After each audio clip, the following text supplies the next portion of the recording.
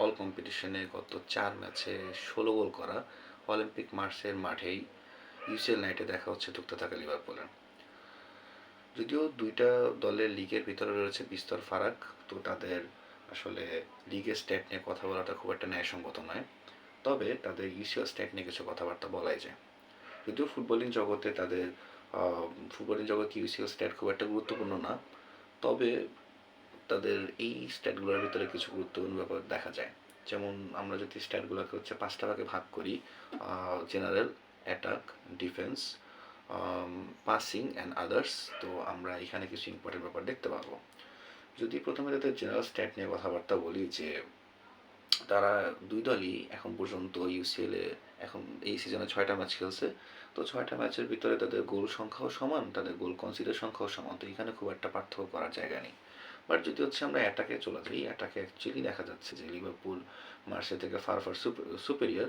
Short on target বলেন, big chance বলেন, এগুলো সবগুলোই হচ্ছে লিভারপুলের অনেক বেটার। বা passing, ball position, accurate per ball, passing passing accuracy per game, সবগুলোই হচ্ছে গিয়ে মার্সের থেকে ফার বেটার। বাট এখানে লিভারপুলের ব্যর্থতা হচ্ছে তাদের প্রত্যেক ম্যাচে গোল সংখ্যা আর মার্সের প্রত্যেক ম্যাচে গোল সংখ্যা অলমোস্ট সমান, দুজনেরই 1.8 করে।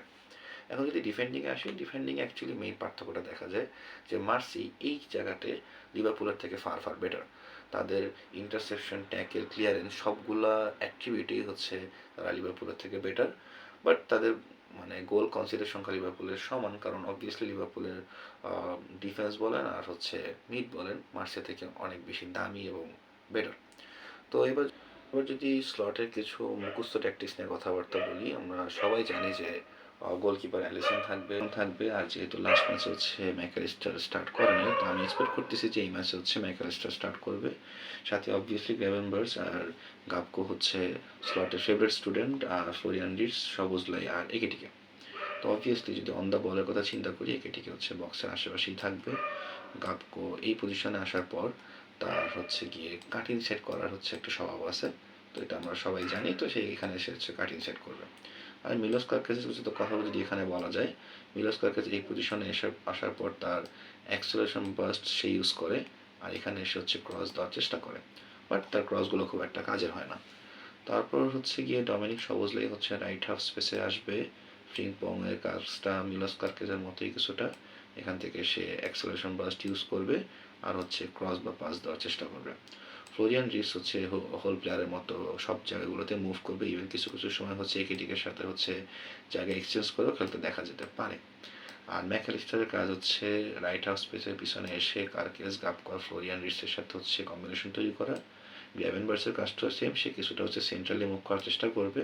আর যেহেতু লিভারপুল হাইলাইনে খেলে, তো ভ্যান ডাইক এবং কোনাতে হচ্ছে হাইলাইনে চলে আসবে। তো এই হচ্ছে গিয়ে অন দ্য বল মুভমেন্টের কথা যদি বলি। আর যদি অফ দ্য বল মুভমেন্টে চলে আসে, তাহলে অবভিয়াসলি ভ্যানডাইক পিছনে চলে আসবে, কোনাতে পিছনে চলে আসবে, আর গ্র্যাভেনবার্চ অবভিয়াসলি থার্ড সিবির মতো থাকবে।